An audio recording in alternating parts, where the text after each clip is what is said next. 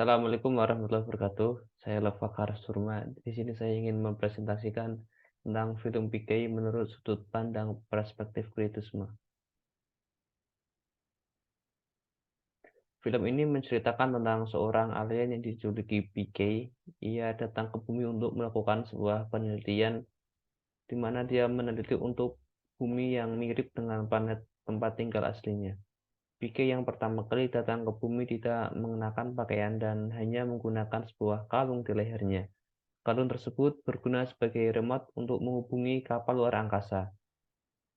Permasalahan mulai ketika kalung yang dimiliki PK dicuri oleh seseorang, dan pada akhirnya ia melakukan perjalanan di bumi untuk menemukan kalungnya.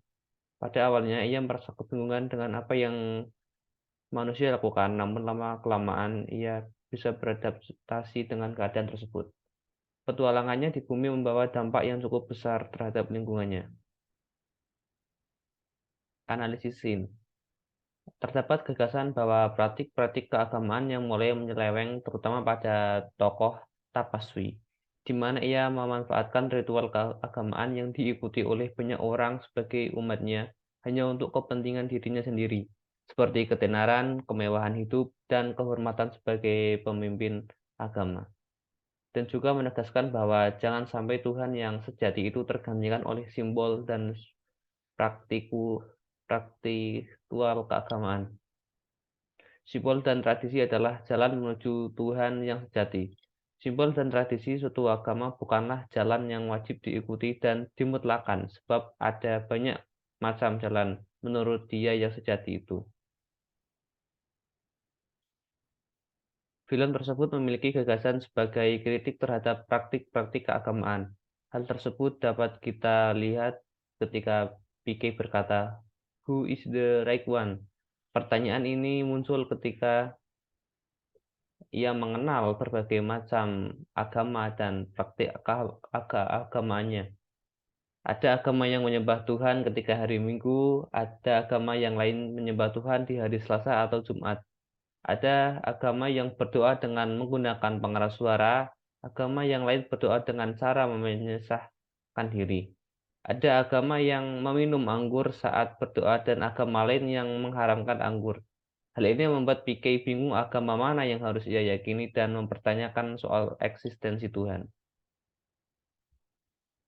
Menurut kritisme, sebuah nilai dari suatu objek berorientasi menurut indera manusia dan realitas yang bisa digapai hanyalah sebatas fenomenanya saja. Di sini PK tidak mengenali atau memahami sama sekali bagaimana kinerja konsep ketuhanan secara keutuhan. PK pun mencoba segala cara untuk menanggapi Tuhan, untuk membantunya mencari remote kontrolnya. Wajar saja PK tidak memahami bagaimana cara konsep ketuhanan bekerja, karena di planet asalnya tidak ada konsep yang menyamai konsep ketuhanan yang ada di bumi ini. Ia pun juga memadukan segala cara yang praktikal untuk mencoba menanggapi Tuhan, seperti menggunakan helm berwarna kuning misalnya, di mana dia secara konsep warna cerah lebih mudah terlihat dari kejauhan. Di sini PK juga mencontohkan kritisme itu sendiri.